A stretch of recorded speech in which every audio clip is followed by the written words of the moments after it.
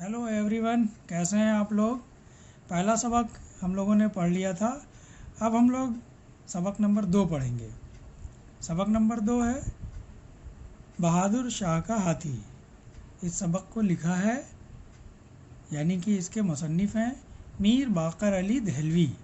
तो सबसे पहले हम लोग मीर बाक़र अली दहलवी साहब के बारे में पढ़ेंगे, उसके बाद सबक की तरफ आएंगे।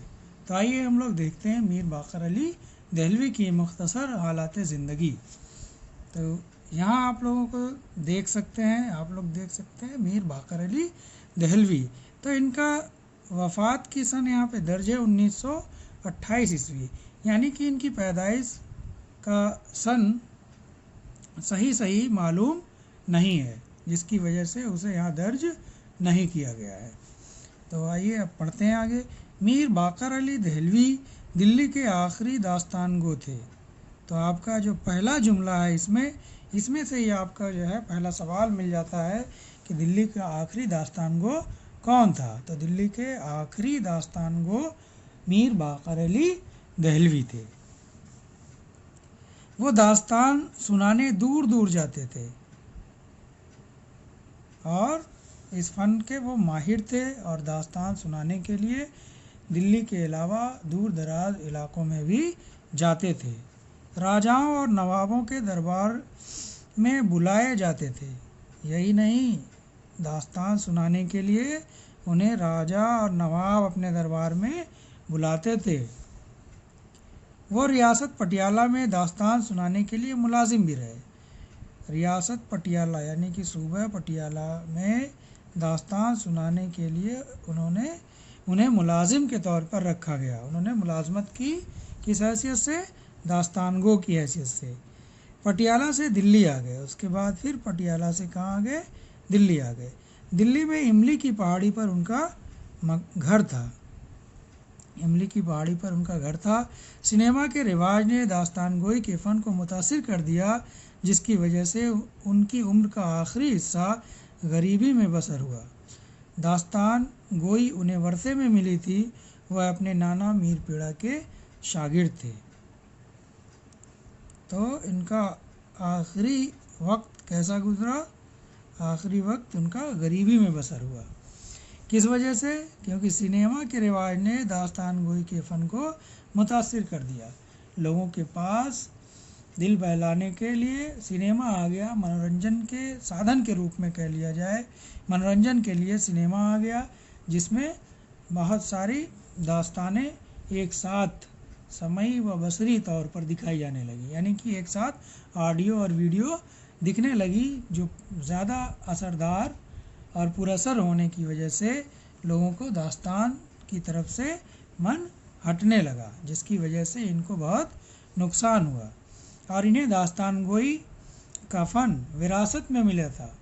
इनके नाना भी एक अच्छे दास्तान गो थे, उन्हीं से ही इन्होंने दास्तान गोई का फ़न सीखा था। उन्हीं के वो शागिर्द थे। क्या नाम था नाना का? मीर पीड़ा। आगे देखते हैं हम लोग। शाहिद अहमद दहलवी ने लिखा है किसके बारे में? मीर बाक़र अली दहलवी के बारे में। क्या लिखते हैं? मीर साहब बज़्म और रज़्म को इस अंदाज से बयान करते कि उनके सामने पूरा नक्शा खिंच जाता, कि आँखों के सामने पूरा नक्शा खिंच जाता। मीर साहब यानी कि मीर बाक़र अली दहलवी बज़्म और रज़्म को इस अंदाज से बयान करते कि आँखों के सामने पूरा नक्शा खिंच जाता, और इस अंदाज से दास्तान सुनाते थे कि ऐसा मालूम पड़ता था कि सारा का सारा नक्शा आँखों के सामने दिखाई पड़ रहा है, यानी कि सारा मंजर आँखों के सामने झलक जाता था। दास्तान कहते जाते और मौका ब मौका एक्टिंग करते जाते।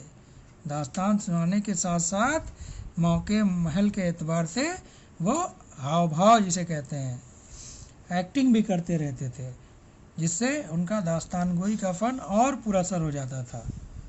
हर इल्म का उन्होंने बाकायदा मुताला किया था, उसकी जानकारी ली थी, उसे पढ़ा था। बुढ़ापे में नाकदरी और कसमपुरसी के हाथों मीर साहब को बड़ी तकलीफ़ पहुंची, और आखिरी वक्त में जो बुढ़ापे का वक्त था उसमें उनकी नाकदरी, बेकदरी और गरीबी और परेशानी ने उन्हें बहुत तकलीफ़ पहुंचाई। आगे देखिए, मीर बाकर अली ने पाजी पड़ोस, गाड़े खाने, मलमल जान को तलाक दे दी और मौला बख्श हाथी के नाम से किताबें भी लिखीं। और मीर बाकर अली देहलवी की 3 किताबों के नाम यहाँ दर्ज हैं। पाजी पड़ोस, गाड़े खाने, मलमल जान को तलाक दे दी और मौला बख्श हाथी, ये 3 किताबों के नाम यहाँ दर्ज हैं। तो ये हो गया मीर बाकर अली देहलवी की मुख्तसर हालाते ज़िंदगी।